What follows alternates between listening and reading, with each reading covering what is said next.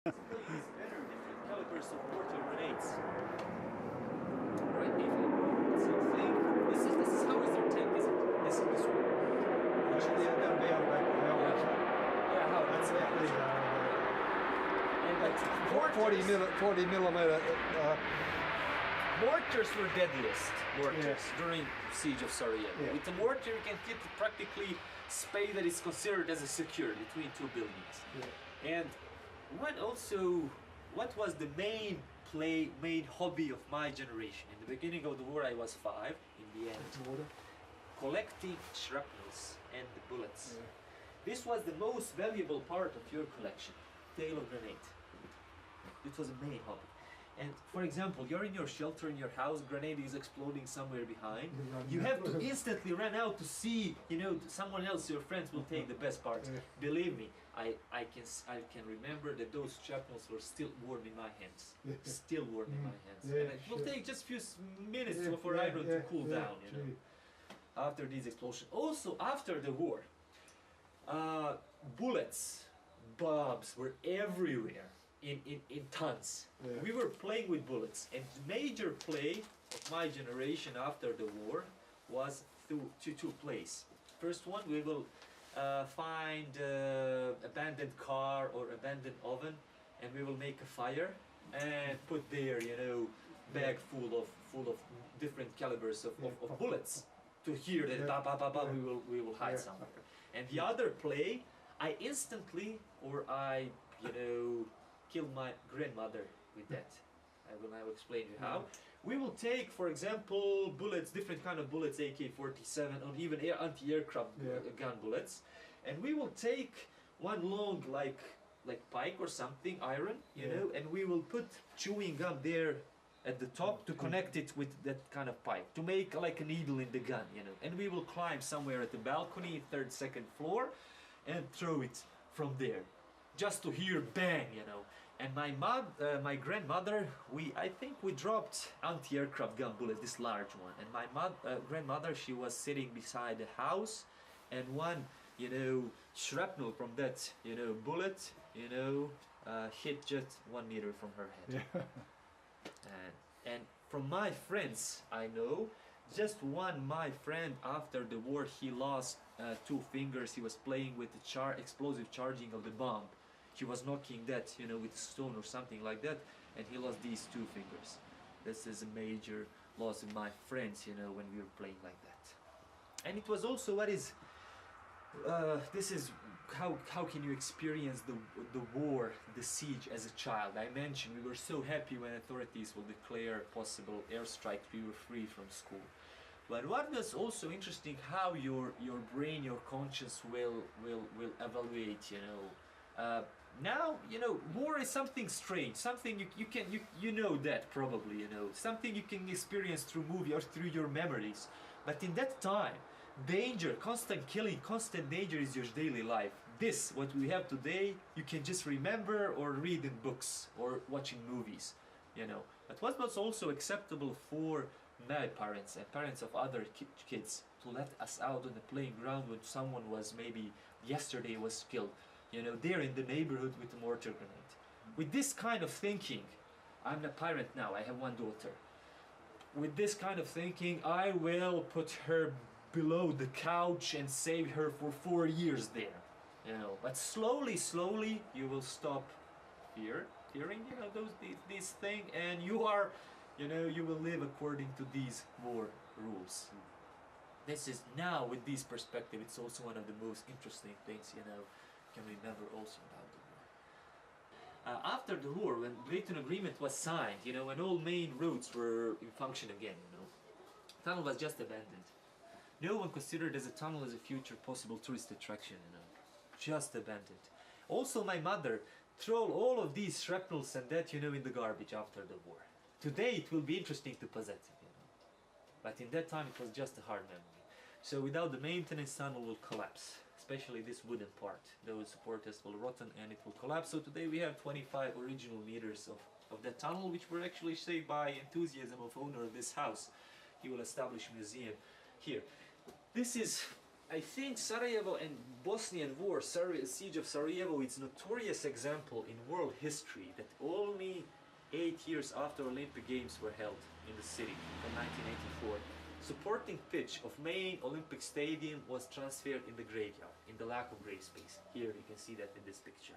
In the main municipality graveyard was between lines, and they will use, you know, football playing ground as a graveyard. The bigger people. And also my father said his experience from the war. They were at the funeral ceremony, you know. Even that time, you know, funeral ceremonies were held, you know, but present, you know, regularly in peace period you have 200, 300, 400 people, you know, in those funerals. In that time, 2 or 3 people. Priest and, you know, 2 friends maybe, men soldiers who died. And he said we were at the you know, at the cemetery, and the coffin was in front of us, and the grave was in front of the coffin, and Serbs start shooting, you know, through the graveyard, you know, and we jumped inside the grave, and the dead guy was above us, and we were inside the grave, living. So, okay. This is everything you can see here is authentic, except this covering I mentioned. This is also authentic remaining of mortar grenade blast. I think, yeah, this is a mortar grenade blast, and few people were wounded and killed here after this blast here at the this entrance. Okay, so Sarajevo City Gate from 1993 to 1995. The only possible way to go to the city, and this was the entrance for capital of Bosnia, former Olympic city. In that period, anything you can imagine was brought inside. There was just 2 ways supplying the city with the necessary food, through the humanitarian corridor, through the airport. Approximately 15 planes were landing, cargo planes were landing daily for the airport, and through this tunnel. It was just 1.76 meter high, so Bosnians are average, you know, taller than that one. The largest problem with the tunnel was hitting, you know, with your head on supporters, and also to walk 20 minutes, 800 meters with the 50 kilos loads on your back, you know, supplies you're bringing for your family. Yeah. Everything was much more expensive inside, even 4 or 5 times more expensive. I know the tram on one end was 10 euros inside the city. Sorry, every what? Every gig. One gig was 10 euros. Yep. And people who were in charge for the tunnel, they said the record one man carried through the tunnel was 100 kilos. Wow. On the back.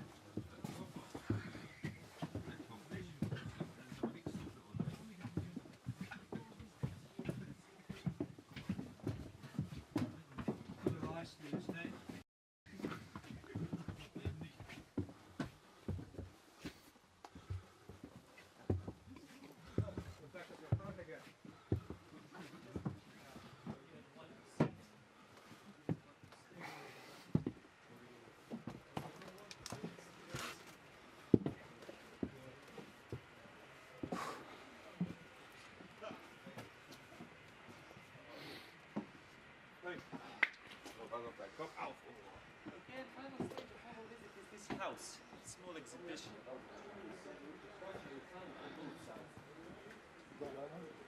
Yeah.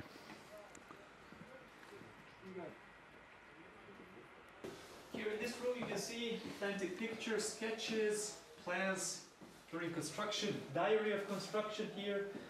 Also tools, I mentioned everything was done just handmade. Just handmade without any modern, you know, like construction measures. This was a water pump that was used in that time in the tunnel, yeah, for drainage. Even few of those were working constantly to dump all of that water from the tunnel.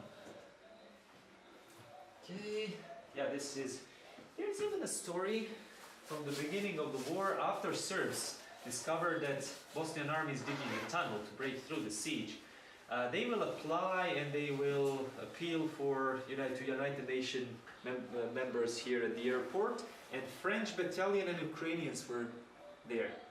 And you know, in the beginning of the war, French were neutral, Ukrainians were pretty much on Serbian side because of those, you know, historical connections. Yeah. And they will even try to cut the tunnel by digging with the bulldozer. They didn't know where it is, but they will try to cut it in certain sections. I think that in this section, so to avoid this obstacle, they will build it in the zigzag shape here.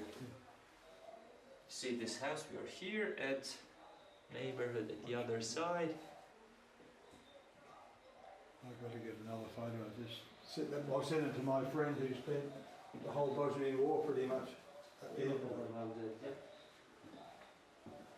Like reconstruction of army headquarters, commander here during the war. And here, this is a reconstruction of the tunnel from both sides. From one side, 400 meters were supported with these wooden supporters, like this. And the other side, in a lack of firewood, they were using iron and steel, like this one from factories in Sarajevo. Also, one of the main problems, the lack of food, also was lack of firewood in the city. You can imagine, I know stories from my cousins that they were using anything you can imagine, from floors, books, shoes, personal libraries were burned, to stay warm or for cooking. And they also say, every family in former Yugoslavia, especially here in Bosnia, was in possession of Josip Broz Tito's books. Those were 15, 20 books, but really well, done, And I know my grandmother said with that one book from that collection of Josip Broz Tito work, you can cook a pie just with one book.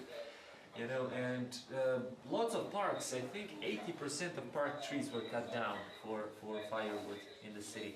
And there is also one interesting explanation of one Bosnian soldier. He was soldier in Bosnian army, and he's one famous novelist. And now he's professor in Sarajevo University.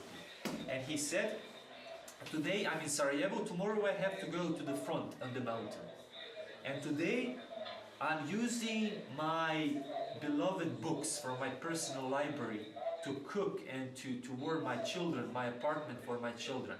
Tomorrow I'm going through the tunnel, and I'm in the mountain, and I'm in the trench. Around me, I'm looking about these thousands, literally cubic of meters of rotting wood. And I'm comparing that situation in the city and here.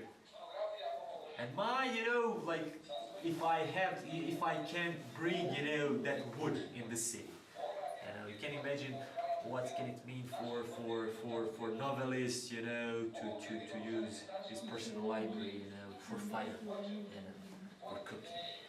And I'm calling this chair VIP chair. This is my my word for this whole bacon. Bosnian President Ali Izetbegovic, who was the first Bosnian democratic elected president, and he was in power until 2001. He was usually transported in this chair, and also this chair was used to transport, elderly people, people with disabilities, wounded soldiers also. This is his war uniform donated for this museum after the war. And one also important thing about Ali Izetbegovic. This is Ali Izetbegovic together with, commanders on the front. He was also a symbol of Bosnian war, really. And he is, when you compare with the other, leaders, especially Bosnian Serbs, I mentioned Ratko Mladic, Chief General of Army Staff of Bosnian Serbs. He was convicted life imprisonment. Radovan Karadžić, political, leader of Bosnian Serbs, 40 years. I think Ali Izetbegovic is the only historical figure and politician in 20th century. Also, I don't know for that person in 21st century, who is hosted, welcomed and honored in New York, London, Riyadh, Tehran, Istanbul. With the same honors. He received honors from from the American administration of Bill Clinton, for respecting human rights. Also, he was welcomed, hosted in Riyadh and Tehran on the other side. Really, I don't know for that kind of politician or a political figure in these modern times of that time.